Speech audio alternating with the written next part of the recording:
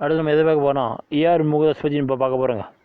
அவர் என்ன சொல்லிக்கிறாராம், ஒரு படத்தினால மட்டும் சமூகத்தில் மாற்றம் வந்துடும்னு சொல்ல முடியாது. ஏஆர் முருகதாஸ் சொல்லிக்கிறாருங்க. எல்லாரும் ஓட்டு போடணும்னு ஒரு கதையை 2 நிமிஷம் நான் வாயில் சொல்லிட்டு போயிடலாம். இதை ஒரு படமாக எடுக்கணும்னா ஒரு சேலஞ்சு இருக்கும். விஜய் சார் மாதிரி, விஜயகாந்த் சார் மாதிரி ஒரு பெரிய ஹீரோ சொல்லும்போது அது ஒரு தாக்கத்தை உருவாக்கும். விகடனில் இவ்வளோ தூரம் நீங்கள் செல்கட்டாகி வந்து உட்கார்ந்து இருக்கிறது உண்மையிலேயே பெருமையான விஷயம். ஏன்னு சொல்கிறேன்னா, நான் ஆரம்பத்தில் ஷார்ட் ஸ்டோரி எழுதித்தான் சினிமாவுக்கு வந்தேன். அப்படி 1992 வாழும் வரை போராடணும் விகடனில் ஒரு சிறுகதை எழுதியிருந்தேன். நான் எவ்வளோ சிறுகதை எழுதியிருந்தாலும் அந்த சிறுகதைக்கு என்னுடைய ஊரில் கிடைச்ச வரவேற்பு ரொம்ப ஆச்சரியமாக இருந்தது. அப்போ தான் எங்கள் அப்பா இவன் ஏதோ ஒன்று பண்ணுவான் அப்படின்னு என்னை நம்பினார். என்னுடைய ஸ்போர்ட்ஸ் இன்டர்வியூ கூட விகடன் தான் வந்தது என்று மாணவர்களிடம் நெகிழ்ச்சியுடன் நான் உரையாடி தொடங்கினேன். இயக்குனர் ஏஆர் முருகதாஸ் தமிழில் அவர் இயக்கத்தில் சிவகார்த்திகேயன் நடிப்பில் மதராசி படம் செப்டம்பர் ரிலீஸுக்கு ரெடி. விகடனின் இந்த வருடம் மாணவ பத்திரிகையாளர்களின் ஒரு கலந்து உரையாடல் வாயிலாக பயிற்சி தருவதற்காக வந்திருந்தார். இன்றைக்கும் இருக்கிற மாடர்ன் டிஜிட்டல் யுகத்தில் எல்லாமே நியூஸ் தான். ஒரு விமான விபத்தாக இருந்தாலும் சரி, போரா இருந்தாலும் சரி, என்ன நடந்தாலும் நமக்கு அடுத்த 20 நிமிஷத்தில் உலகம் பூராவும் தெரிஞ்சிருது. அவ்வளோ டெக்னாலஜி வளர்ந்திருக்கிற இந்த சூழ்நிலையில் படிக்கிற எழுதுகிற பழக்கம் இருக்கிறதே பெரிய விஷயமாக இருக்குது. அது என்றைக்குமே மறையாதா. இன்றைக்கி நான் விகடனில் டிஜிட்டல் சப்ஸ்கிரைப் பண்ணி மூவிங்கில் இருக்கும்போதே இந்த உலகத்தில் எந்த மூலையில் இருந்தாலும் படிச்சிருவேன். ஆனந்த விகடன், ஜூனியர் விகடன் படிக்கலினா எது முழுமையாட மாதிரி இருக்கும். அதே மாதிரி நீங்களும் படிக்கிற பழக்கத்தை வளர்த்துக்குங்க. விகடனில் வந்த ஹாய் மதன், வந்தார்கள் வென்றார்கள் புத்தகங்கள் எல்லாம் ரொம்ப முக்கியமான புத்தகங்கள். படிக்கிற பழக்கத்தை மட்டும் என்றைக்குமே விடாதீங்க. விகடன் இன்றைக்கும் இன்வெஸ்டிகேஷன்ஸ் ஜேர்னலிசம் ஒரு அரசாங்கமும் அதிகாரோ என்ற விஷயத்தை வெளியே கொண்டு வரதில்லை. எவ்வளோ துணிச்சலாகவும் நேர்மையாகவும் இருக்கிறாங்க நீங்கள் தெரிஞ்சுக்கலாம். அதே நேர்மையும் துணிச்சலும் உங்ககிட்டயே வந்து தன்னம்பிக்கையோடு நீங்களும் வாழ்க்கையில் நிறைய சாதனை செய்யணும்னு சொல்லி நான் வேண்டியிருக்கிறேன். வாழ்த்துக்கள் என்று பேசியவர் அடுத்த மாணவ நிருபர்கள் கேட்ட கேள்விகளுக்கு பதில்கள் அளித்தார். இதுவரை இயக்குனராக பார்த்த உங்களை நடிகராக பார்த்துருக்கான வாய்ப்பு இருக்கா? நம்ம நடித்தா யாரும் பார்க்குறது சிரிக்கிறார். நடிப்பில் பெருசாக இன்ட்ரெஸ்ட் இல்லை. யாரோ ஒரு நண்பர் கேட்டார், நீ சிலையாக இருக்க ஆசையா இல்லை சிறப்பையாக இருக்க ஆசையா அப்படின்னு. எனக்கு சிரிப்பையாக இருக்கத்தான் ஆசை. சினிமா இப்போ வரைக்கும் நடிகர்கள் மீடியாவை தான் இருக்கும். அவங்களுக்கு கிடைக்கிற ஒரு புகழும் வரவேற்பும் தொழில்நுட்ப கலைஞர்களுக்கும் கிடைக்கிறது இல்லை. அது அவசியம் கிடையாது. போகிற இடத்துல பயங்கரமாக கூட்டம் வரணும், எல்லாரும் மேலே வீழணும்னு அவசியம் இல்லை. நம்ம நேசித்த தொழிலை நல்லா பண்ணுறோமோ அது கரெக்டாக இருக்கா அப்படிங்கிறதாங்க ரொம்ப முக்கியம்.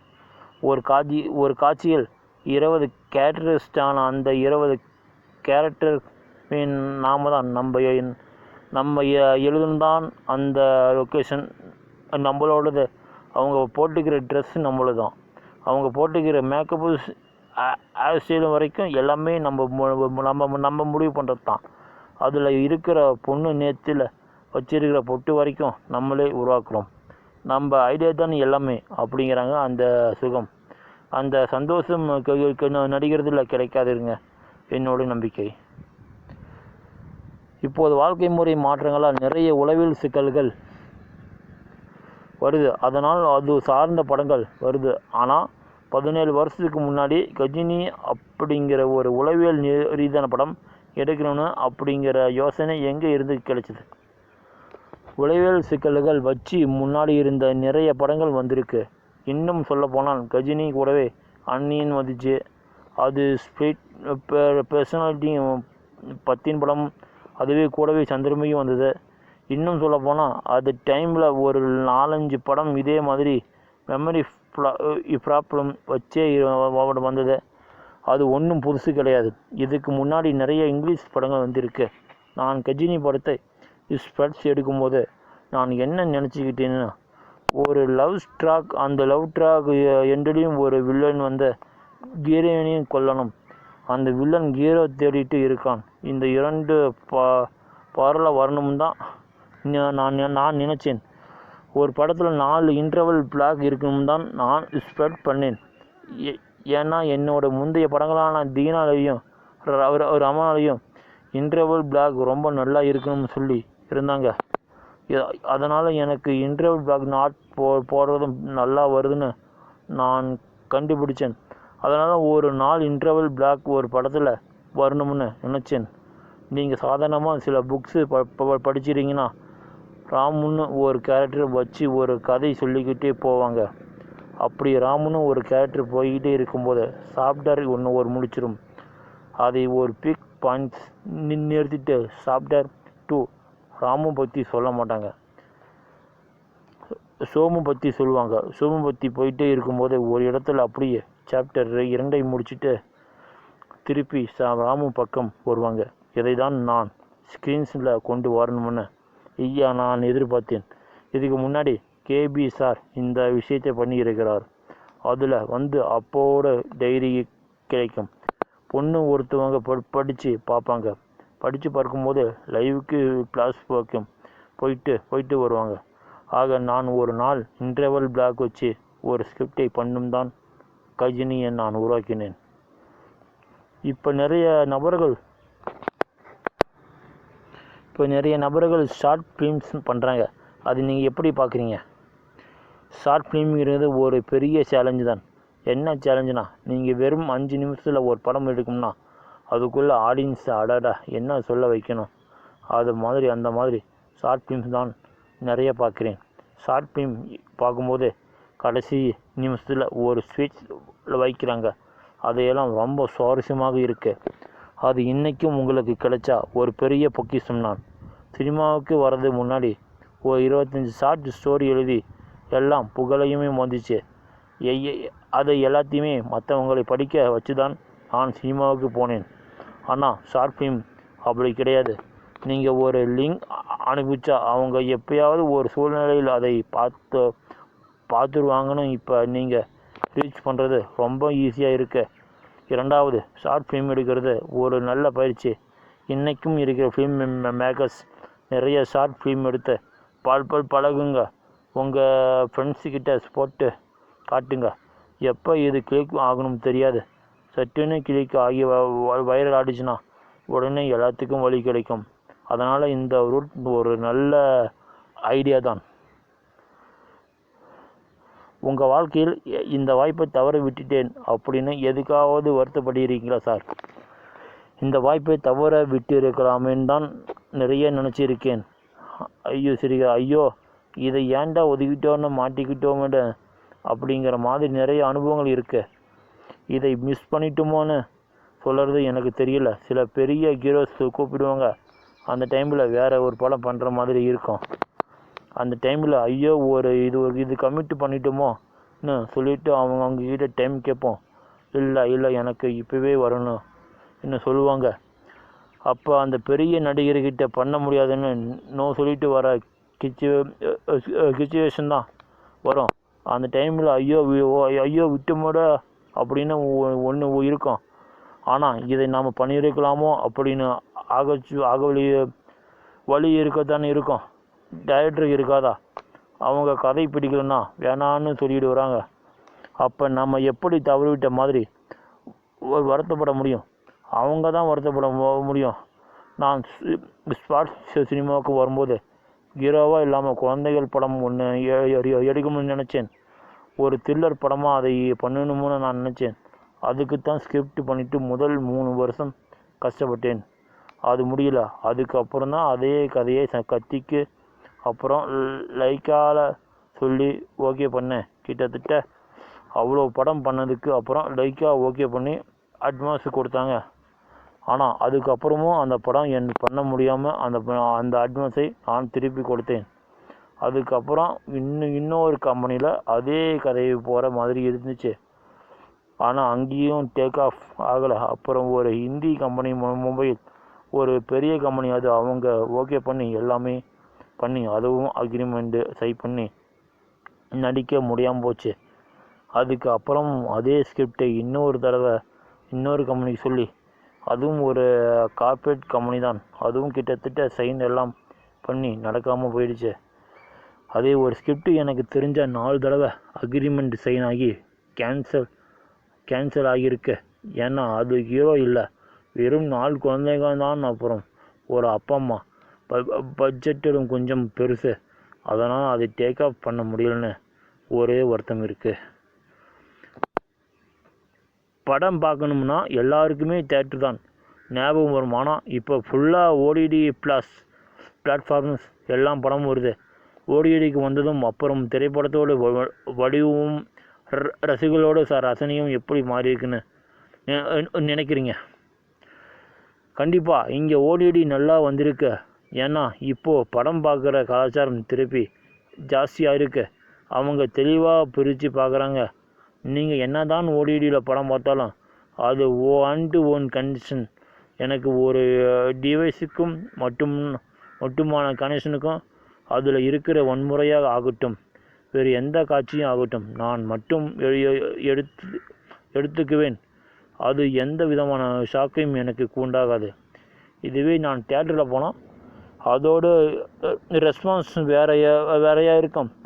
ஏன்னா நான் ஃபேமிலியோடு போகும்போது அவங்களுக்கு அது பிடிக்கணும்னு, அவங்களுக்கு முகம் சுளிக்காமல் இருக்கணும்னு ஒன்று இருக்குது. எப்படி இருந்தாலும் ஓடிடிக்கு அப்புறம் ஆடியன்ஸோடு ரசனை பல மடங்கு மாறி இருக்கும். எனக்கு த்ரில்லர் பிடிக்கும், நான் இதை பார்க்கிறேன். எனக்கு ஆர்ஆர் பிடிக்கும், நான் இதை பார்க்கிறேன். அப்படின்னு மக்கள் அவங்களுக்கு தேவையானதை பார்க்குறாங்க.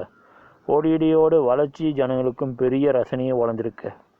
அது மட்டும் கிடையாது, இன்றைக்கும் வீட்டில் வேலை செய்கிறவங்க எல்லாருமே கிச்சன் பக்கத்தாலே ஃபோன் வச்சுட்டுறாங்க. ஓடிடியோட வளர்ச்சி நம் கிச்சன் பெட்ரூம் வரைக்கும் வளர்ந்துருச்சு. இன்னும் சொல்லப்போனால் ட்ராவல் டைமில் கூட நாம் படம் பார்க்கிறோம். கண்டிப்பாக ஓடிடியோட வளர்ச்சி ரசனையை மேம்படுத்தி இருக்கும்னு தான் நான் சொல்லணும். உங்ககிட்ட உதவியாளர்களாக இருந்தோம் எல்லாருமே சீக்கிரமாகவே இயக்குனர் ஆகிறாங்க. எதை அடிப்படையாக வச்சு நீங்கள் உங்கள் உதவியாளர்களை தேர்ந்தெடுக்கிறீங்க தெரிஞ்சுக்கலாமா? சீக்கிரமாக இயக்குனர் ஆகணுமென்று ஆட்களை நான் சேர்த்துக்கிறேன். ஏன்னா அவங்க கிட்டத்தட்ட 2-3 வருஷம் நம்மளோட ஒர்க் பண்ணுறாங்கன்னு வெளி உலகத்தோடு கனெக்ஷன் ஆகிடும். அதனால்தான் அசிஸ்டண்ட் சேர்ந்தா எல்லாருக்கிட்டேயுமே விளையாட்டாக சொல்லுவாங்க, நீ சினிமாவில் சேர்ந்த 10 நாளில் உனக்கு பிரேக்கப் ஆகி தயாரிடணும் அப்படின்னு. அந்த அளவுக்கு அவங்க வீட்டுக்கு போகிறதுக்கே டைம் இருக்காது. இப்போ என் ஆஃபீஸில் பார்த்தீங்கன்னா ஆஃபீஸிலே தூங்கி எழுந்திரிச்சு குளித்து அங்கேயே தான் இருப்பாங்க. ஒரு கட்டத்துக்கு மேலே என்கிட்ட பேசும்போது ப்ராஜெக்டை என் படம் என சொல்ல மாட்டாங்க. நம்ம படம்னு சொல்கிற அளவுக்கு நான் சொந்தம் கொண்டாட வச்சிடுவேன். ரெட்ரோ கனிமா பாட்டுக்கு ரெட்ரோ அழகா டான்ஸ் ஆடி இருந்தாங்க.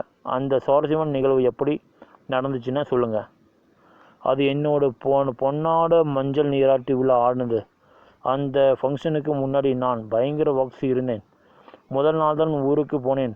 ஊருக்கு போன உடனே அங்கே டான்ஸ் ப்ராக்டிக்ஸ் பண்ணி டான்ஸ் ஆடிக்கிறாங்கன்னு கேட்டாங்க. அதுக்கு முன்னாடி நாள் தான் நான் இங்கே சாங் சீட் பண்ணிட்டு போயிருந்தேன். சீட்டில் சிவகார்த்திகேயன் என்கிட்ட, சார் நீங்கள் ஒரு டான்ஸ் ஆடுங்க சார் என்ன சொன்னார். டான்ஸுக்கு எனக்கு சம்மந்தமே இல்லைன்னு சொல்லிட்டு போயிட்டேன். ஆனால் அங்கே ஃபோனு எல்லாருமே ஆடுங்க என்னங்கன்னு அப்புறம் கொஞ்சம் ஷார்ட்கட்ஸ் எல்லாம் சொல்லி கொடுத்தாங்க. அதை வச்சு நான் ஆடிட்டேன். நான் எங்கள் வீட்டுக்காரங்க மட்டும்தான் இருக்காங்கன்னு தைரியமாக ஆடிட்டேன். ஆனால் அது உலகம் முழுக்க பார்க்குற மாதிரி ஆயிடுச்சு. இன்றைக்கும் தமிழ் சினிமாவில் நிறையவே பொலிட்டிக்கல் கரெக்ஷன்ஸ் பார்க்குறாங்க. ஒரு டைரக்டராக நீங்கள் அதை எப்படி பார்க்குறீங்க? அது உங்கள் ரைட்டிங்ஸில் ஏதாவது மாற்றத்தை கொண்டு வந்திருக்கா? பொதுவாக பொலிட்டிக்கல் ஃபிலிம்ஸ் அப்படின்னா நீங்கள் எடுக்கக்கூடாது. நான் ஒரு நாளைக்கு 1 மணி நேரம் ஏதாவது பொலிட்டிக்கல் மீட்டிங் வீடியோ எங்கேயாவது தினமும் பார்த்துட்டே தான் இருக்கேன். அதனால் தியேட்டருக்கும் போகும்போது அதுவே திருப்பி வந்தால் போராடிச்சிரும். நீங்கள் ஒரு சொசைட்டியில் டெய்லி பார்க்குற விஷயம் இருக்கணும், ஆனால் அது கம்மியாக இருக்கணும். கம்மியாக இருக்கிறத நீங்கள் என்டர்டெயின்மெண்ட்டை பண்ணி சினிமாவில் சொன்னீங்கன்னா ரசிப்பாங்க. அரசியல் ஸ்பீச் அண்டு டேடன் நடக்குது. ஒரு நாள் எப்படி, ஒரு நாள் அப்படி, அது இதுன்னு நடந்துகிட்டு இருக்கும்போது அது சினிமாலையும் நம்ம பண்ணணும்னு ஆடியன்ஸ் திரும்பி வந்து அதை பார்ப்பாங்க. சொல்ல முடியாது. அதனால் பொலிட்டிக்கல் ஃபிலிம்ஸ் ஒரு 2-3 வருஷத்துக்கு இல்லாமல் இருந்தால் நல்லதுன்னு தோணுது. சில இயக்குநர்கள் சமூகத்தில் மாற்றம் கொண்டு வரணும்னு நல்ல கருத்துக்கள் படங்களை இயக்குறாங்க. நீங்களும் அந்த மாதிரி ஒரு சில படங்களை இயக்கியிருக்கீங்க. அப்படி அந்த கருத்தினால் சமூகத்தில் பெரிய பாதிப்பு உண்டாகி மாற்றங்கள் நிகழ்ந்திருக்குன்னு ஒரு நினைக்கிறீங்களா? கண்டிப்பாக. ஒரு படத்தினால மட்டும் மாற்றம் நடந்துரும்னு சொல்ல முடியாது. ஒரு விஷயம் ஒரு படத்தில் வரும், அதே விஷயம் டிவியில் நியூஸாகவும் வரும். அந்த விஷயத்தை ஒரு ஆர்டிக்கலாக படிக்கலாம். இப்படி பல விதத்திலும் ஒரு விஷயத்தை பார்க்கும்போது ஒரு சின்ன மாற்றம் வரும். இல்லைன்னா ஒரு ஷார்ட்டு பீரியடுக்காவது இருக்கும். நீ கண்டிப்பாக ஓட்டு போடணும் அப்படின்னு நீங்கள் ஒரு படம் எடுக்கிறீங்க.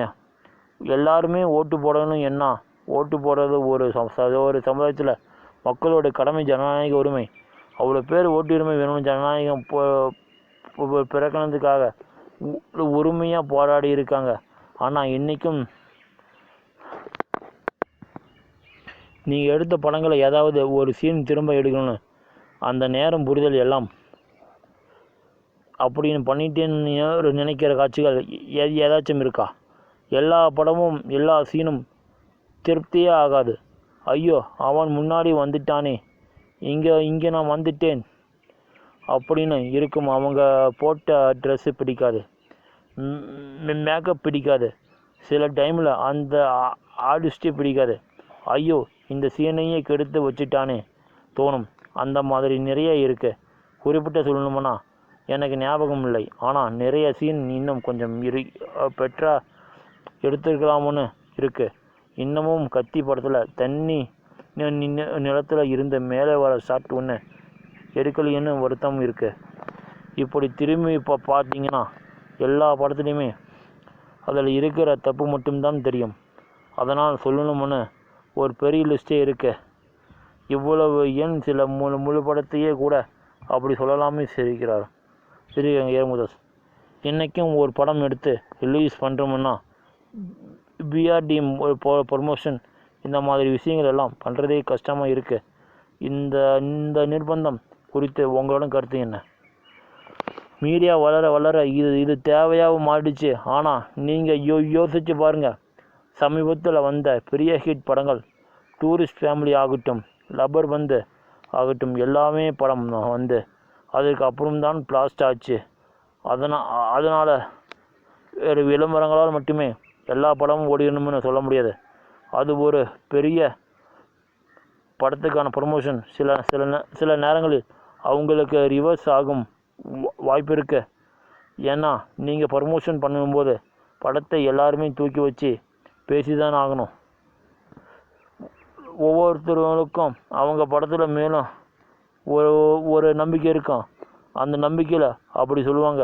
சொல்லி முடிச்சுட்டு அந்த படம் அந்த மாதிரி இல்லைன்னு அடுத்த நாள் அவங்க பிடிச்சி ஆடியன்ஸ் ரோட்டில் பண்ணிவிடுவாங்க.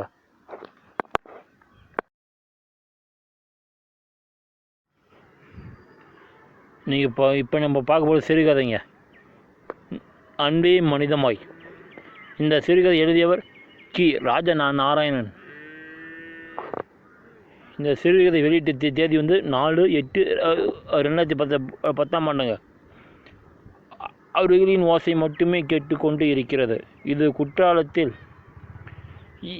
எத்தனையோ நிகழ்வுகள் நேரில் பார்த்தவை, சொல்ல கேட்டவை என்று நடந்து போனவை உண்டு. நேர நடும் இரவையும் தாண்டி விட்டது. தூக்க போய்விட்டது. ரகுநாதன் சொல்லிக்கொண்டே வந்தார். காதுக்குதான் கேட்டு கொண்டிருக்கின்றன. மனசு இங்கெல்லாமோ போய் போய் வந்து கொண்டு இருக்கிறது. வாங்க கவிஞர் அரீந்திரநாத் சட்டோபாத்யாயை பற்றி சொல்லத் தொடங்கினார் அவர். இந்த கதை சொல்லிகளுக்கு ஏதாவது ஒரு பழக்கம் இருக்கும். போலிருக்கு ஒரு பாக்கு பொட்டலத்தை எடுத்து பிரித்து வாய்க்குள் தட்டி அந்த தாளை சுருட்டி அதை ஜேபிக்குள் போட்டு கொண்டு தீப்பெட்டியும் சிகரெட்டையும் எடுத்தார். சுற்றிலும் பார்த்து கொண்டு நடராஜனுக்கு முன்னால் அவர் புகைப்பது இல்லை. பாக்கு பொட்டலத்தோடு நிறுத்தி கொள்வார். ஒரு மரியாதை தான். ரகுநாதன் அளவுக்கு நான் ஐரீந்திரநாத்தை படித்ததும் இல்லை. அப்படி ஒரு ஈடுபாடு அவருக்கு அந்த சமயத்தில் 40களில் அரீந்திரநாத்தின் கூண்டுக்கிளி என்ற நாடகங்கள் அயர்ந்து கொண்டு ஒரு தொகுதி தமிழில் வந்திருந்தது. அதை மட்டுமே நான் படித்து இருந்தேன். அதை எப்போது கிட்டத்தட்ட 70 ஆண்டுகள் கழித்து நினைத்து பார்த்தால் பொண்ணுக்கு நாம் கொடுத்திருப்பது தங்கத்தால் செய்த கிளிக்கூண்டு மட்டும்தான் என்பதை நினைவுக்கு வருகிறது. முன்னொரு சமயம் நான் நெல்லை டவுனுக்கு போயிருந்த போது பர்வத சிங்கராஜ் மேலத்தெருவுக்கு போனேன். ரங்கநாதனுக்கு தலை குலைந்த ஆண் பிறந்திருந்தது. எனவே பெயர் வச்சு விவரிக்கிற கேட்டேன். அரீந்திரன் என்றார். இந்திய சுதந்திரம் அடைந்த அதன் பின் கூடிய மக்கள் சபை கூட்டங்களில் அப்போது எம்பியாக இருந்த கவிஞரை அரீந்திரநாத் சட்டோபாத்யா பாடிய கவிதைகளை பிரதமர் நேரு விரும்பி கேட்டார் என்று தின இதழ்களில் படித்திருக்கிறேன். வாயினுள் போட்டு கொண்ட பாகத்தூள் பதத்துக்கு வந்ததும் ரகுநாதன் சிகரெட்டை பற்ற வைத்து சுகமாக ஒரு இழுப்பு இழுத்து அனுபவித்து புகையை விட்டார். அப்படிப்பட்ட அரீந்திரநாத் சட்டோபாத்யாவும் அவரது காதலியான கமலாதேவியும் சட்டோபாத்யாவும் இந்த குற்றாலத்துக்கு தான் தேனிலவுக்காக வந்திருந்தார்கள். அது திருமணமான புதுசு. அரீந்திரநாத் இசை பிரியர். பிரமாதமாக ஹார்மோனியம் வாசிப்பாராமா. வடநாட்டு இசைக்கு ஹார்மோனியத்துக்கும் அப்படி ஒரு கொண்டாட்டமா. நமது இசைக்கு வயலினுக்கும் போல தேனிலவு எந்த இடத்தில் கைப்பு தோன்றியதோ தெரியவில்லை. அந்த அழகு ஜோடியின் பெயரில் எந்த கண் விழுந்ததோ என்றும் தெரியவில்லை. வந்த வேகத்திலே அவர்கள் பிரிந்தார்கள். பிறகு ஒன்று சேரவே இல்லை. மௌனம் நாங்கள் ஓ என்ற அருவிகளின் சத்தம் மட்டும்தான் கேட்டுக்கொண்டே இருக்கோம். ஏன் அதனால் அந்த அப்சர ஒழிப்பு முதலில் எந்த பக்கத்தில் கிளம்பியதோ அல்லது மௌனமாக பிரிந்தார்களா? 2 கைகளையும் விரித்து காட்டினார் ரகுநாதன். எதிரொலி போல என்னுள் ஒரு சம்பவம் மனக்கண்ணில் தோன்றியது. விவரிக்க ஆரம்பித்தேன். என்னுள் முதலில் ஒரு சிரிப்பு தோன்றி மறைந்தது. ஒருவருக்கு சிரிப்பு மற்றவருக்கு கைப்பு என்ற சொல்லப்பட்ட இருக்கிறது. புரணி அல்ல இது கொத்தூர் நாயக்கர் வீட்டு சண்டை என்றால் மற்ற தெரு சண்டை போல தெருக்கூடி நின்ற வேடிக்கை பார்க்க முடியாதா? சார் என்று கல்லெறிகள் பறக்கும். அவர்களுக்கு ஒரு வினோதமான புருஷன் பொண்டாட்டிய சண்டை, மனஸ்தாபம் சண்டை என்றால் வார்த்தைகள் அல்லவா வர வேண்டும். அப்படி வந்தால் அல்லவா அது என்ன ஏது என்று தெரியும். அதனால்தானே என்னமோ அவர்களுக்குள் ஒரு பேச்சுவார்த்தை கிடையாது. மனவிட்டு பேசலாமே, பேசி தீர்த்து கொள்ளலாமே. பேசி தீர்க்கிறதா? வாயை திறந்தாலும் அது சண்டையாக மாறிடும்போது மனசை திறந்து எங்கே பேசுறது? அப்படி ஒரு கோபம், அண்ட ஈடாரம் மூட்டி புறப்படும் கோபம் அவர்களுக்குள் வருத்தங்களையும் கோபங்களையும் மனசுக்குள்ளேயே போட்டி பொசுக்கி நீராக தீர்த்து விடுகிறது என்று சொல்வார்கள். முடியலையே, ஐயோ முடியலையே என்று கும்மரி அழுவார்கள். அப்படி அழுதாலே குறந்துவிடும். இவர்கள் அப்படி செய்ததாகவும் தெரியவில்லை. எங்கள் வீட்டு மாட்டுத்தோல் ஜன்னல் வழியாக பார்த்தால் கிட்டத்தட்ட அவர்கள் வீட்டுக்குள் நடக்கும் காரியங்கள் தெரியும். கௌத்தூர் நாயக்கர் வேலைக்கு போய்விட்டு அழைத்து சலித்து வீட்டுக்கு வருவார். நேராக பானலியக்கு போய் கால் கை முகம் கழுவார். அந்த சத்தம் கேட்டவுடன் சாப்பிட்ட வருகிறார் என்று அர்த்தம். எல்லாத்தையும் எடுத்து வைத்துவிட்டு வெளியே வந்து விடுவார் அவருடைய மனைவி. அம்மா அப்பா வீட்டுக்குள் இருந்தால் பிள்ளைகள் வெளியேறி விடுவார்கள். ஒரே ஒரு பயனால் வெளியே போக முடியாது. அவனால் நடக்க இயலாது. மூல வளர்ச்சி இல்லாதவன். யாரை பார்த்தாலும் சிரித்து கொண்டே தலையை மட்டுமே மேலும் மேலும் மேலும் கீழமாக அசைத்து கொண்டே இருப்பான். விட்டு விட்டு விட்டு விட்டு கொன்னலாக பேசும் பொருள் அந்த குடும்பத்தாருக்கு தவிர வேறு யாருக்கும் விளங்காது. அம்மா அப்பா போடும் கல்லறி சண்டையை இந்த அலையில்தான் பார்த்து கொண்டே இருப்பான். சிரித்து கொண்டே தலையை மேலும் கீழும் அசைத்து கொத்தூர் நாயருக்கு வீடு நிறைய பிள்ளைகளெல்லாம் அவருடைய முகம் ஜாடையில் இது மாத்திரம் எப்படிவே என்று கேட்டார் சீனி நாயக்கர். அது நம்ம கையில் இருக்கு என்று சொல்லி கண்ணை சிமிட்டி சிரித்தார். ஓ ரெட்டியார், இந்த சண்டை எப்படி ஒரு அதிசயமோ அப்படித்தான் பிள்ளை கட்டி உண்டாவது. இவர்களுடைய முதல் இரவு எப்படி இருக்கும் என்று ஒரு நாள் நீ என்னிடம் கேட்டார் சீனி நாயக்கர். என்ன பதில் சொல்வது என்று தெரியவில்லை. யுகங்களின் அடிப்படையில் பேசுவது சரியாக இருக்காது என்றேன். ஒன்று மட்டும் தெரிகிறது, இவர்களுக்குள் கல்யாணம் ஆகியிருக்கக்கூடாது. இது அதில் இருந்து எப்படி மீள என்று அவர்களுக்கு தெரியவில்லை. நினைக்க மனசுதான் வலிக்கிறது. இவர்களுடைய சண்டை எந்த பஞ்சாயத்துக்கு போனது இல்லை. எப்படியோ முக்கால் வாசி வாழ்நாள் கழிந்து போய்விட்டது. கொத்தூர் தம்பதியின் கதையை விரிவாக சொல்லாமல் சுருக்கியே சொன்னேன். ரகுநாதன் ஒரு பாக்கு பட்டளத்தை பிரித்து வாயுவில் தட்டி சிகரெட்டுக்காக பாக்கெட்டை தடவினார். சிகரெட்டு பெட்டி காலி நேரம் விழியலை நெருங்கி கொண்டே இது மழை கொட்ட ஆரம்பித்து வெறிக்க நின்று பிடித்தது. பெரிய அருவியை நோக்கி போனோம். தோம் என்று ஆர்வலமாக கொதித்து கொட்டி கொண்டு இருந்தது. அழுங்கல் நேரத்தில் இப்போதைக்குள் குளிக்க முடியாது. திரு நீற்றை போல வெண்மை நிறமாக அருவி மாறும் வரை காத்து இருக்க வேண்டும். மலைமேல் ஏறி காட்டினுள் போவோமா என்று தோன்றியது. அங்கே சில் வண்டுகள் தம்புரா ஸ்ருதி போல் வாசைவிடும். காடு நிறைந்து கேட்டுக்கொண்டே இருக்கலாம். அருவிகளின் ஆர்ப்பாட்டங்கள் எல்லாம் கொஞ்சம் நாளைக்குத்தான். அருவி இல்லாத குற்றாலம் உண்டு. குறும்பால ஈஸ்வரின் கோயில் வடமேற்கு மூலையில் குமந்தான் ஊற்று என்று இருக்கிறது. எவ்வித ஆர்ப்பாட்டம் இல்லாமல் அடக்கமாக கடினமான மலை பாறைகளுக்கு இடையில் இருந்து அன்பு கசிந்து வருவதைப் போல அந்த காமந்தான் ஊற்று நீர் ஒரு குழாய் வழியாக இரவு பகலும் வருஷம் 365 நாட்களுமே கொட்டிக்கொண்டே இருக்கிறது. வணக்கம் நேயர்களே, இன்றைக்கி நம்ம ஒரு சிறுகதை பற்றி நீங்கள் இப்போ பார்க்க போகிறோம். உண்மையான நம்பிக்கை சிறுகதைங்க. ஏ நாராயணன், சரத்குமார் எழுதியவருங்க சிறுகதை. சிதம்பரம் நடராஜ கோயில் தெற்கு வாசலை பார்த்தபடி இருக்கிறது அந்த சிறிய ஓட்டு வீடு.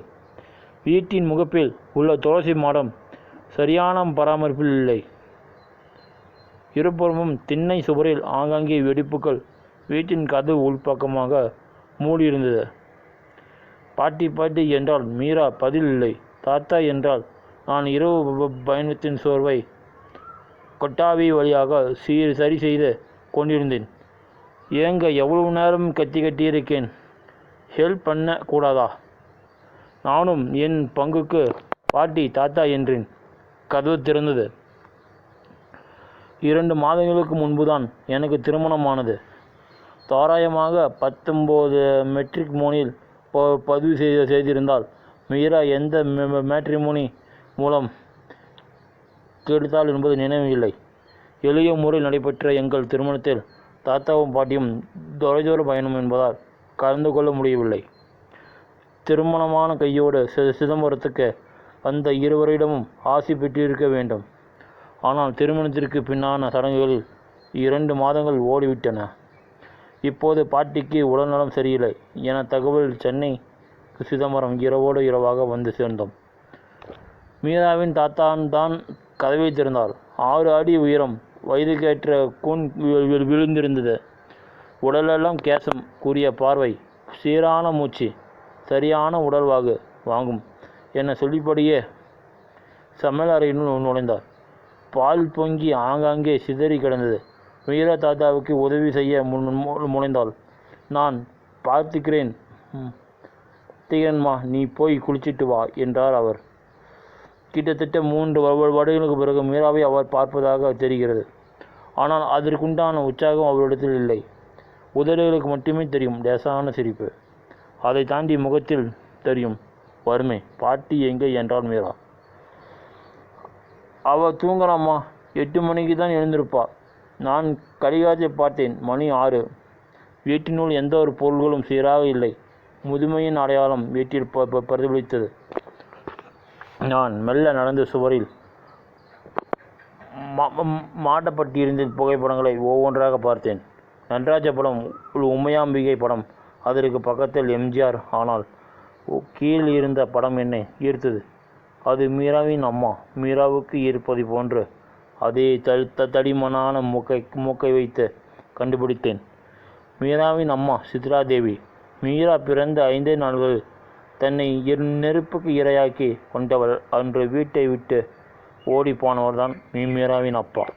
பல வருடங்களுக்கு பிறகு அவர் வேறொரு பெண்ணுடன் திருமணம் செய்து கொண்டார் என்ற தகவல் மட்டுமே வந்திருக்கிறது. மீராவின் அம்மா புகைப்படத்தை பார்த்தபோது அவ்வளவு அழகான பெண் ஏன் தற்கொலை செய்து கொள்ள வேண்டும் என நினைத்தேன். இதற்கு வாசல் தெருவில் தான் உடம்புல ஒட்டு துணி இல்லாமல் நெருப்பு பற்ற வச்சுட்டு ஊரே பார்க்கும்படி ஓடினான். பாட்டியின் குரல். அந்த புகைப்படத்தையே வெகு நேரம் பார்த்து அந்த சிந்தனையில் மூழ்கியிருந்த என்னை பாட்டி கவனித்திருக்க வேண்டும் கூடும். பாட்டி குரலில் எவ்வித அயற்சியும் தழுப்பும் இல்லை. உடல் நலம் குன்றியது போல தெரியவில்லை. தாத்தாவை விட பலமாக இருப்பதாக எனக்கு தோன்றியது. வணக்கம் பாட்டி என்று என் முகம் மலர சிரித்தாள். பேத்தி வரான்னு சீக்கிரம் எழுந்துட்டாயா? காபிகளும் தாத்தா எங்களை நோக்கி வர அவர்களுக்குள் இருந்த நெருக்கம் என்னை ஆச்சரியப்படுத்தியது. ஏங்க நீங்களும் குளிச்சுட்டு வாங்க. தாத்தா பாட்டி கிட்ட ஆசீர்வாதம் வாங்கிட்டு கோயிலுக்கு போகலாம் என்றாள் மீரா. சிதம்பர நடராஜர் கோயிலுக்குத்தான் இதுவரை சென்றதில்லை. உலகின் மையப்பகுதி இது என்பார்கள்.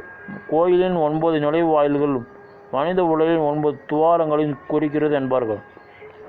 போலாம் என்பதை போல திசை அசைத்தேன்.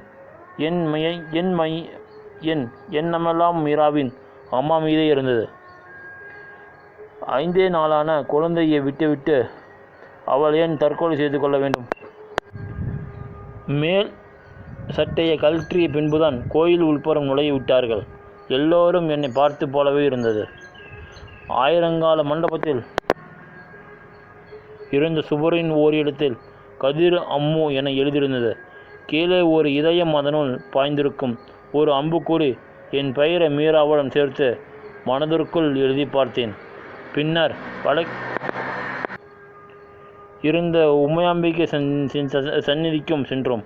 தம்பி, புது கல்யாணம் ஜோடி மாதிரி தெரியுது, இந்தாங்க உங்கள் மனைவிக்கு பூ வாங்கி கொடுங்க. வாங்கி கொடுத்தேன். என்னப்பா கையில் கொடுக்குற, தலையில் வச்சு விடு. அடடா, உமையாம்பிக்கை ரொம்ப சக்தி வாய்ந்தவ. அடுத்த முறையில் கையில் குழந்தையோடு தான் இங்கே வருவீங்க பாருங்கள். மீராவின் முகம் வெக்கத்தால் சிவந்தது. தெப்பக்குளத்தில் தடித்த மீன்கள் அங்கும் இங்கும் அலைந்து கொண்டிருந்தன. சிறுமி ஒருவள் மீன்களுக்கு பொறி போட்டு கொண்டிருந்ததை மீரா ஆர்வமுடன் பார்த்தாள். மீராவை பற்றி யோசித்தேன். அவள் அதிகம் பேச மாட்டாள். இலகுவான எண்ணம் போலவே அவள். அப்பா அம்மாவை பார்த்ததும் இல்லை. ஆனால் குடும்பம் என்ற சொல்லுக்கு உண்டான எல்லா அர்த்தங்களையும் அவள் தெரிந்து வைத்திருந்தாள். அவளுடைய ஆசைகள் பற்றி எனக்கு இன்னும் முழுமையாக தெரியாது. அதை அறிந்து ஒவ்வொன்றாக நிறைவேற்ற வேண்டும் என நினைத்து கொண்டேன். துள்ளி குதித்தோடு மீன்களை பார்க்கையில் மனம் லேசானது. அமைதி சூழ்ந்திருந்தது. உன் அம்மா ஏன் தற்கொலை செஞ்சுக்கிட்டாங்க என்றேன். ஆக்சிடென்ட் நினைக்கிறேன் என்றாள். அவள் முகத்தில் எவ்வித மாற்றமும் இல்லை. இன்னமும் மீன்களைத்தான் பார்த்து கொண்டிருந்தாள். இதை தாண்டி அவள் அம்மா பற்றி பேச அவளுக்கு விருப்பமில்லை என்பது புரிந்தது. மதிய உணவு உண்ட பின்பு 4 பேர் ஒன்றாய் அமர்ந்து பேசும் வாய்ப்பு கிடைத்தது.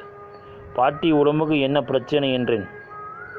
என்பது வயசில் என்ன பிரச்சனை இல்லை என்றால் பாட்டி. தாத்தா பாட்டிக்கு 2 பிள்ளைகள். ஒன்று மீராவின் அம்மா, ஒன்று சித்ராதேவி. இன்னொன்று மகன் கேசவன். நான் பழகிய வரை மென்மையான மனிதர். மீராவின் பெற்றோர் இல்லாத இடத்தை நிரப்பியவர். கேசவனுக்கு திருமணமான கையோடு அவர் மீராவை சென்னைக்கு அழைத்து சென்று விட்டார். பாட்டி உடம்புக்கு என்ன பிரச்சனை என்றேன். என்பது வயசில் என்ன பிரச்சனை இல்லை என்றால் பாட்டி. தாத்தா பாட்டிக்கு 2 பிள்ளைகள். ஒன்று மீராவின் அம்மா சித்ராதேவி, இன்னொரு மகன் கேசவன் நான் பழகிய வரை மென்மையான மனிதர். மீராவின் பெற்றோர் இல்லாத இடத்தை நிரப்பியவர். கேசவனுக்கு திருமணமான கையோடு அவர் மீராவை சென்னைக்கு அழைத்து சென்று விட்டார். அவர் வீட்டின் அருகே இருந்த ஹாஸ்டலில் மீராவை சேர்த்து மாதம் ஒரு முறை அவளை பார்க்க சென்றிருக்கிறார். மீராவின் படிப்பு முதல் இப்போது திருமணம் வரை எல்லாமே அவரால் தான். நான் கூட மீராவை அவர் வீட்டில் வைத்துதான் பெண் பார்த்தேன். பலமுறை தாத்தா பாட்டியை தன்னுடன் சென்னைக்கு வரும்படி அழைத்தும் அவர்கள் மறுத்துவிட்டதாக என்னிடம் சொல்லியிருக்கிறார். நீங்கள் உங்கள் பையனும் கூட சென்னைக்கு ஏன் வரக்கூடாது? நாங்களும் அங்கேத்தான் இருக்கோம் என்றேன். இதுதான் காரணம்னு எதுவும் இல்லை. ஆனால் அங்கே வர தோணலை. இந்த தெற்கு வாசல் தானே எங்கள் உலகம். இப்போதைக்கு கொஞ்ச நாள் உடம்புல தும்பி இருக்க பார்ப்போம் என்றார் தாத்தா. உமையாம்பிகையை பார்த்தீங்களா என்றாள் பாட்டி. மீராவும் நானும் அம்மா அம்மையன் தலையாட்டினோம். உன் அம்மா என் நேரமும் அவகிட்ட தான் இருப்பாள். ஆனால் அவளா கூட உங்கள் அம்மாவை காப்பாற்ற முடியல. எனக்கு இது நல்ல சந்தர்ப்பம் என தோன்றியது. அவங்க ஏன் அப்படி செஞ்சாங்க பாட்டி என்றேன். சிறிது நேரம் மௌனத்திற்கு பின் பாட்டி ஆரம்பித்தாள். ஊரிலேயே அழகான பொண்ணு அவள்தான். அவளை பாதுகாக்கவே அவன் தம்பி கேசவனுக்கு நேரம் சரியா இருக்கு. அக்கா மேலே அவ்வளோ பாசம். அவளுக்கு பரதநாட்டியம் தெரியும். வருஷம் நடராஜர் கோயில் நாட்டியம் நடக்கும். அதில் முதல் ஆர்வம் போய் கலந்துப்பா. பெரும்பூச்சி விட்டபடி மீண்டும் தொடர்ந்தாள். எந்நேரமும் அந்த உமையாம்பிகை சந்நிதியில் தான் இருப்பாள். அவ்வளோ சாமி பக்தி. அடிக்கடி சாமி வந்து ஆடுவா. அவளை இந்த ஊருக்காரங்க எல்லோரும் சாமியாக தான் பார்த்தாங்க. 10வது படிக்கிற பொண்ணுங்கிட்ட பெரிய ஆளுங்களாம் வந்து திருநீர் வச்சுக்கிட்டு வாங்கிட்டு போவாங்க. பாட்டி சொல்லி கொண்டு இருக்கும் பொழுது தாத்தாவின் கண்களில் நீர் பெருகியது. அல்லாதீங்க தாத்தா என்றாள் மீரா. எனக்கு என்ன சொல்வதென்று தெரியவில்லை. அவ்வளோ பெரிய மனிதர் குழந்தையைப் போல அழுந்து கொண்டிருந்தார். முகத்தில் எப்போது ஒட்டி கொண்டிருக்கும் வெறுமையான காரணம் என்ன புரிந்தது. இப்போது தாத்தா தொடர்ந்தார். யாருக்குன்னு படித்தோ தெரியல, ஒரே நாளில் எல்லாம் மாறிடுச்சு. அந்த நாள் நாங்கள் மறக்கவே மாட்டோம். அவள் ராத்திரி பூரா நாட்டியம் ஆடினா. ஒரு நிமிஷம் கூட ஓயலை. எங்ககிட்ட நெருங்கி விடலை. கேசவன் பயந்துட்டான். அவன் மட்டும் தூங்க சொல்லிட்டு நாங்கள் விடிய வர தூங்காமல் இருந்தோம். அடுத்த நாள் சரி ஆகிவிடுவேன்னு நினச்சோம். ஆகலை. அடுத்த நாளும் ஆடினான். அதுக்கடுத்த நாளும் ஆடிக்கிட்டே இருந்தாள். எல்லோரும் அவள் உடம்புல உமையாம்பிகை ஏறி இருக்கான்னு நினச்சாங்க. ஆனால் அவள் கைக்குப்பி கும்பிட ஆரம்பித்தாங்க. 3வது நாள் தான் அவள் ஆட்டம் நின்றுச்சு. அது வேற சோறு தண்ணி இல்லாமல் ஆடினான். 2 நாள் பலத்தோடு இருந்தாள். அப்புறம் என்ன ஆச்சு? அதுக்கப்புறம் அவகிட்ட நிறைய மாற்றங்கள் வந்துச்சு. ரொம்ப அதிகமாக பேச ஆரம்பித்தா. நிதானம் தவறுச்சு. படிக்கலை. ஆளே மாறிப்போனான். திடீர்னு நான் தான் உமையாம்பிகை என்ன கத்துவா. என்கிட்ட சக்தி இருக்குன்னு சொல்லுவா. ஆரம்பத்தில் அவள் சாமியாக நினச்சி கும்பிட்டு எல்லாரும் அவள் வேறு மாதிரி பார்க்க ஆரம்பித்தாங்க. உமையாம்பிகை வீடு இன்னும் சொன்னவாங்க. எல்லோரும் பைத்தியகாரி வீடு இன்னும் சொல்ல ஆரம்பித்தாங்க. சித்ராதேவிங்கிற பேரை உமையாம்பிகை ஆச்சு. உமையாம்பிகை பைத்தியம் ஆச்சு. அவள் மனநல பாதிக்கப்பட்டான்னு எங்களால் ஏற்றுக்க முடியல. நாங்கள் போகாத கோயில் இல்லை, செய்யாத நேர்த்திக்கடனே இல்லை. சிதம்பரம் பெரிய ஆஸ்பத்திரியில் இதுக்கு வைத்தியம் பார்க்குற டாக்டர் இருக்கிறான்னு சொன்னாங்க. ஆனால் நாங்கள் கேட்கல. எங்கள் பொன்னுசாமி பைத்தியம் இல்லைன்னு சாதித்தோம்.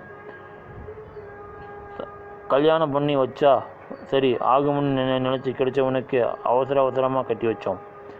நாங்கள் நினச்ச மாதிரி ஒரு வருஷம் எந்த பிரச்சனையும் இல்லை. சந்தோஷப்பட்டோம். ஆனால் அது ரொம்ப நாள் நீடிக்கலை.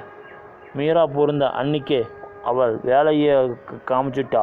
மீராவுக்கும் தாய்ப்பால் கூட தரல. பச்சை குழந்தைய அடிக்க ஆரம்பித்தா. குழந்தையை தலைகீழாக திருப்பி. மீரா பிறந்த 5வது நாள் தனக்குத்தானே ஏதோ பேசிட்டு இருந்தா. காரணமே இல்லாமல் சிரிச்சா, அழுதா, இன்னும் என்னென்னவோ செஞ்சா. அன்னைக்கு கோயிலில் தேர் திருவிழா ஒரே பரபரப்பாக இருந்துச்சு.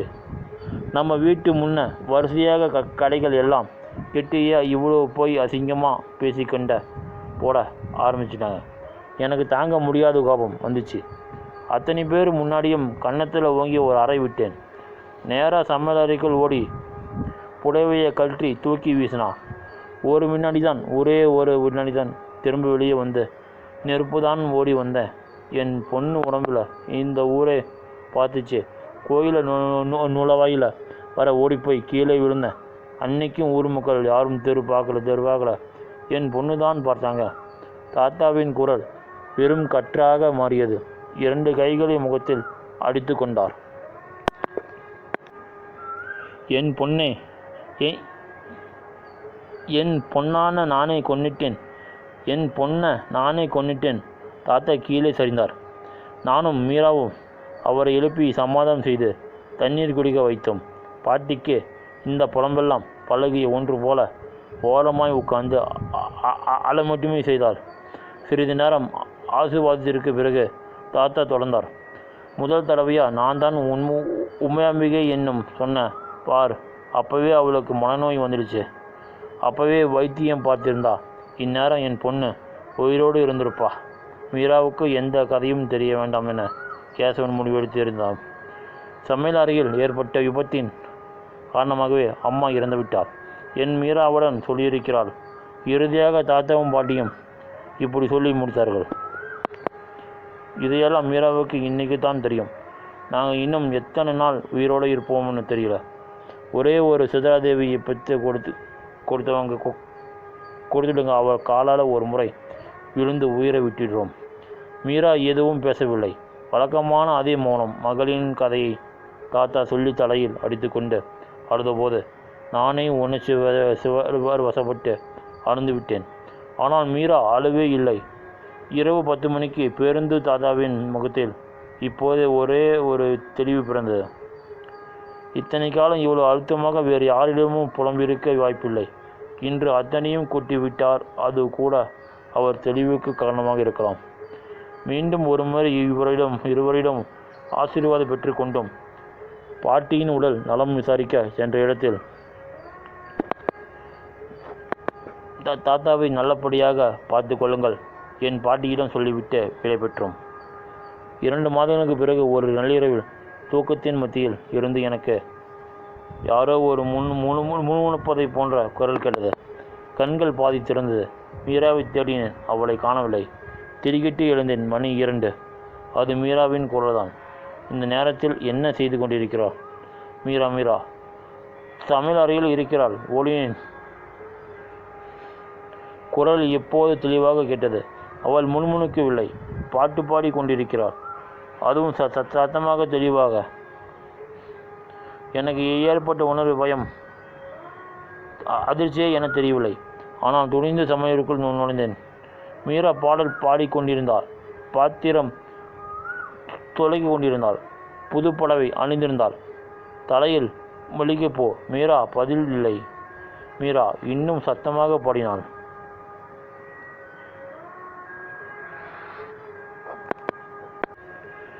மீரா திரும்பிப்பார். இந்த நேரத்தில் இங்கே என்ன பண்ணுற? பாடல் நின்றதும் நடனம் நின்றதும் பாத்திரங்கள் எல்லாம் பாதி மட்டுமே சுத்தம் செய்யப்பட்டு அரைகுறையாக ஆங்காங்கே சிதறி கிடந்ததை கண்டேன். குரலை உயர்த்தி மீரா என கத்தினேன். திரும்பினாள். அதுவரை நான் பார்த்திராத என் மீரா முழுமையாக மாறிப்போயிருந்தாள். கண்களில் கோபம் தெரிந்தது. குரல் மாறியிருந்தது. அருகில் சென்றேன். தோள் மீது கை வைத்து அழுதினேன். வேறு யாரையோ பார்ப்பதை போல பார்த்தாள். நான் என் மீரா ஆட்சி உனக்கு என்றேன். நான் மீரா இல்லை, நான் ஒரு உமையாம்பிகை என்றாள். விழுப்புரம் எங்கள் பொருட்கள் கலப்படமற்ற உணவை போன்றது. பசுமை தயாரிப்பில் அசத்தும் பெண்கள். விழுப்புரம் புதிய பேருந்து நிலையத்திற்கு அருகில் சுய உதவிக்குழு பெண்களால் போடப்பட்டிருக்கும் இயற்கை சார்ந்த வீட்டு உபயோகப் பொருட்கள் கடை வியாபாரத்தில் களை கட்டி வருகிறது. விழுப்புரம் புதிய பேருந்து நிலையத்தில் இறங்கி பேருந்துகள் வெளியேறும் வழியில் நடந்தால் சில அடி தூரத்திலேயே வீசும் நறுமணம் நம்மை தடுத்து நிறுத்துகிறது. வாசம் வீசும் பக்கம் திரும்பினால் மகளிர் சுய உதவிக்குழு தயாரிப்புகளின் விற்பனை வளாகம் என்ற பேனர் நம்மை வரவேற்றன. அந்த அங்காடிக்குள் குடும்பத்துடன் நுழைபவர்கள் பொருட்களுடன் மகிழ்ச்சி பொங்க வெளியேறுவதை பார்த்தோம்.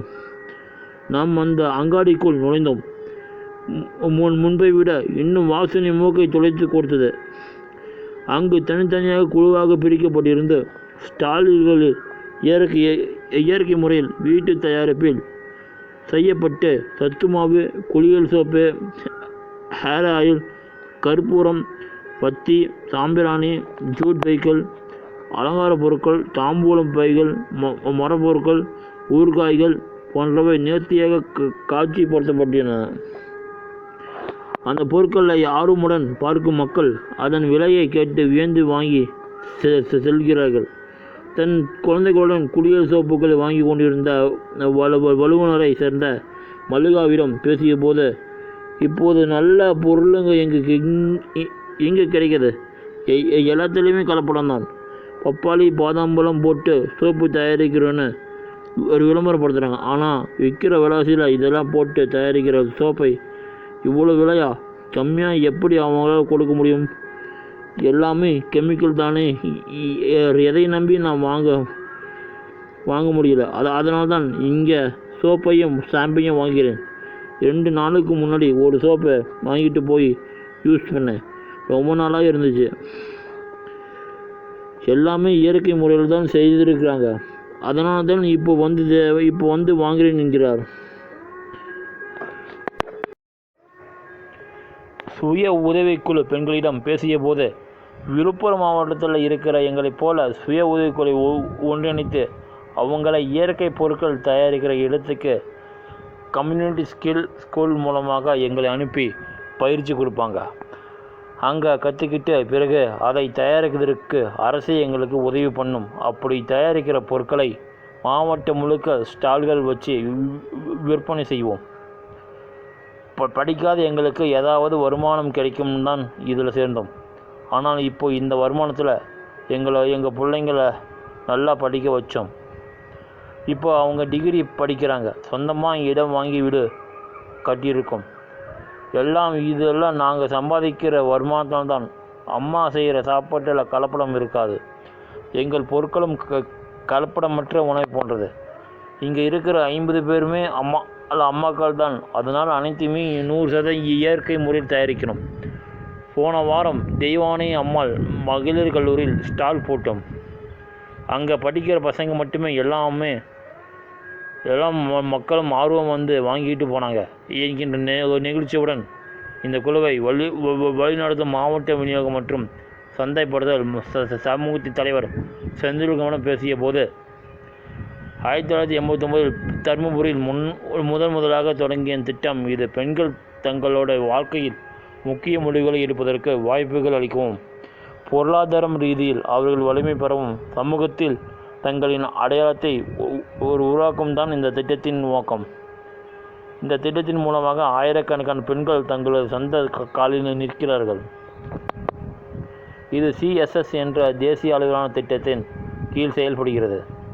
இதன் மூலம் குழுவில் உள்ள பெண்களுக்கு தொழில் பயிற்சிகள், நிதி உதவிகள் மற்றும் விற்பனை வாய்ப்புகள் ஆகியவை தரப்பட்டு அவர்களின் தொழில் வளர்ச்சி பாதையில் கொண்டு செல்கிறது என்றார். இனிது இனிது கற்களும் பூக்களாகும் எப்போது தெரியுமா? அபூர்வ செய்திகள் சொல்லும் ஆன்மீகம். அண்மையில் திருச்சி மலைக்காட்டை பிள்ளையார் தரிசனம் செய்ய வாய்ப்பு கிடைத்தது. காலை நேரம் கோடை காலம் ஆரம்பித்து விட்டதால் சூரிய பகவான் முதல் பந்திலேயே சிக்ஸர் அடித்து கொண்டிருந்தார். பக்தர்கள் கூட்டம் அதிகம், நெருக்கம் புழக்கம் 2. அதிகம் பெரியவர் ஒருவர் கையில் குட்டி பையனை வைத்திருந்தார். அவனுக்கு தரிசனம் தெரிய வேண்டுமே என்று கைகளால் சற்று உயிரை தூக்கி பிடித்தபடி கன்னத்தில் போட்டுக்கோ என்றார். சிறுவன் பிள்ளையாரை பார்த்து கன்னத்தில் போட்டபடியே அவரிடத்தில் ஒரு கேள்வி கேட்டான். தாத்தா, இங்கே பேனுக்கு அடியில் நிற்கும் நமக்கே இவ்வளோ புழுக்கமோ இருக்கே, உள்ளே பிள்ளையாருக்கு புழுக்கம் இருக்காதா? அடா என்று ஆச்சரியமாக அந்த பிள்ளையை நிமிர்ந்து பார்த்தேன். நாமும் எத்தனையோ முறை விநாயகரை தரிசனம் செய்திருப்போம். ஆனால் நம்மில் எத்தனை பேருக்கு இப்படி தோன்றியிருக்கிறது? என்றைக்காவது உள்ளே விநாயகர் கருவறையில் உட்கார்ந்தபடியே இருக்கிறாரு, கால்கள் மறுத்து போகுமே என்றோ, தும்பிக்கையை வளைத்து வைத்திருக்கிறாரே, பாவம் வலிக்காதோ என்றோ நமக்கு தோன்றியது உண்டா? பெரியவர் என்ன பதில் சொல்லுகிறார் பார்ப்போம் என்று காதை தீட்டிக்கொண்டு அதையெல்லாம் புழங்காதடா, அவருக்கு ஒன்றும் உன்னை மாதிரி மனுஷ உடம்பு இல்லை என்றார். எப்போது பேரன் போட்டேன்னு ஒரு போடு, என்னை மாதிரியே மனுஷன் உடம்பு இல்லைன்னா அப்புறம் ஏன் எனக்கு பண்ணுற மாதிரியே அவரையும் குளிப்பாட்டி ட்ரெஸ் எல்லாம் பண்ணி தொப்பைக்கு பச்சுக்கு மண்ணு எல்லாம் கொடுக்கிறது தாத்தா என கேட்டான்.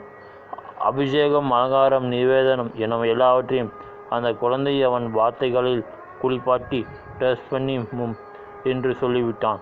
குழந்தைகள் இப்படி புரிந்து கொள்வதில் ஆச்சரியம் எதுவும் இல்லைதான். ஆனால் கருவூரில் நிஜமாகவே பிள்ளையார் இருக்கிறாரா என்கிற அவனுடைய கள்ள கபடம் இல்லாத நம்பிக்கையிலும் இந்த வெயிலும் அவருக்கு புழுக்கமாக இருக்குமே என்று பதறிப்பவிலும் பக்திக்கான படமே ஒளிந்திருப்பதை உணர முடிந்தது. மகாகவி பாரதி கற்றை சடை வேண்டாம், காவித்துணி வேண்டாம், பாவித்தல் போதும் பரமநிலை எய்திருக்கே என்று பக்தியின் ரகசியத்தை ஒற்ற வரையில் உணர்த்துகிறான். ஜடாமுடி வளர்த்து கொண்டு காவி துணி அணிந்து கொண்டு பெரிதாக தவம் செய்கிறான் என்றெல்லாம் போக வேண்டாம். பாவித்தல் போதும் பரம்பொருளை நீங்களும் உணரலாம் என்று விளங்குகிறான். அவன் வாக்கு உண்மை புற்றிலும் உண்மை நாணயர் வாழ்வில் எங்கும் இதுவே ஆதாரமாக இருக்கும் பேரனுருங்க. சரி, அது என்னென்ன பாவித்தல்? கோயிலிலேயே வீட்டிலோ சாமி கும்பிடும்போது நிஜமாகவே நம் எதிரில் சாமி நிற்பதாக எண்ணுவது வேறும் எண்ணமாக மட்டுமில்லாமல் உள்ளூர் உணர்வது ஒன்றுவது, அதில் இருப்பது இதைதான் பாவித்தல். பாவனை என்ற சொல் குறிக்கிறது. இறைவனுக்கு நாம் செய்யும் அபிஷேகங்களுக்கும் ஆராதனைகளும் ஒரு நெய்வேத்தியங்களும் உள்ளுக்குள் இருக்கிற அந்த பாவனையின் அடையாளமாக அமைய வேண்டும். இல்லையென்றால் அவை அனைத்தும் வேறு சடங்குகளாகவே இருக்கும். உள்ளம் கலந்து செய்யப்படாத எந்த ஒரு வழிபாடும் இறைவனுக்கு உகந்ததாகாது. அண்ட சராசங்களும் தாயாக விளங்கும் அன்னை பராசக்தி வழிபாட்டில் லலிதா திரிசதி என்னும் அம்பிகையின் முன்னூறு திருநாமங்களை சொல்லி வழிபடும் அன்பர்களுக்கு தெரியும். அம்பிகைக்கு ஒரு அற்புதமான திருநாமம் உண்டு. அவள் நாமங்களாம் எல்லாமே அற்புதம்தான் என்கிறாள். அதுவும் சரிதான். பாவான மாத்திர நம் பாவனையிலேயே மகிழ்பவளாம் அன்னை பராசக்தி அது எப்படி சாத்தியம் என்கிறார். ஒரு சுவாரஸ்யமான நிகழ்ச்சியை பார்ப்போம். சூர்தாஸ் வடநாட்டு மகனானி. அவர் ஆலயம் செல்வார். அதுவும் தட்டு தடுமாறி. காரணம், அவருக்கு ஞானக்கண் மட்டுமே உண்டு, ஊனக்கண் இல்லை. அகத்தில் கண் கொண்டு முப்போதும் அந்த முதல்வனையே காண்பவருக்கு முகத்தில் கண் எதற்கு என்று அந்த முதல் பரம்பொருள் முடிவு கட்டிவிட்டது போலும். அப்படி அவர் தள்ளாடி தடுமாறி வருவதை பார்த்து பலரும் கேலி செய்தார்கள். உங்களால் தான் சாமியை பார்க்க முடியாதே, நீங்கள் எதற்கு கோயிலுக்கு வருகிறீர்கள் என்று பாமரத்தனமாய் பரிகாசித்தார்கள். சூர்தாஸ் சிரித்தபடியே, என்னால் சாமி பார்க்க முடியாது, ஆனால் சாமியால் என்னை பார்க்க முடியுமே அல்லவா என்றார். கேள்விகள் கேட்டவர்கள் வாயெடுத்து போனார்கள். தன்னால் பார்க்க முடியாத போது தன்னால் தான் வழிபடும் பரம்பொருள் தன்னை பார்த்து கொண்டிருக்கிறது என்கிற உள்ளார்ந்த உணர்வுதான் பக்தியின் கணித நிலை. அதுவே முழுமையான வழிபாடு.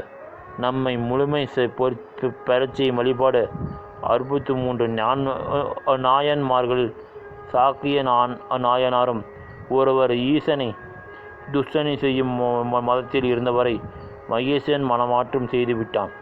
தினமும் சிவ வழிபாடு செய்த பின்னரே உணவருந்துவது என்கிற அளவிற்கு சிவபத்தில் உறுதி ஆகிவிட்டார் அவர். ஒரு நாள் கல்லெறிந்த சிவபெருமானை பூஜித்தார். சாலையோரம் கலைந்த சின்ன சின்ன கற்களை எடுத்து எறிந்து கொண்டார். அர்ச்சனை செய்கிறார். இந்த காட்சியை தெய்வ செய்கிறார் என்னவெனவோ சொல்லி நியாயப்படுத்த பார்க்கிறார். காரணம், தெய்வ வழிபாட்டில் சில அடிப்படை நியாயங்களாவது இருக்க வேண்டும் அல்லவா? இந்த தெய்வத்துக்கு இந்த மலர்கள் தான் அர்ச்சனை செய்ய வேண்டும், இந்த திசையில்தான் அந்த மூர்த்தம் இருக்க வேண்டும், இந்த வேலையில்தான் வழிபட வேண்டும் என்றெல்லாம் நியமங்கள் உண்டு.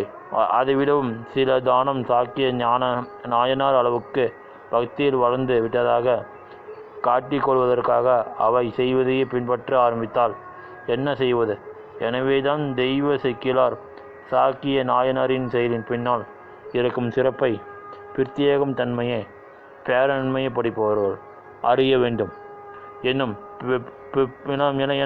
பெருங்கருணையோடு விளக்க முற்படுகிறார். மெய் அன்புடன் எழுந்த வினை துயருக்கு மண்ணும் மிகவும் பூசணையாம் என்று பாடுகிறான். அன்போடு செய்தால் எதுவும் பூசணைதான். எனவே ஈசன் அதை ஏற்றுக்கொண்டார் என்று முதலில் குறிக்கிறார். அது எப்படி?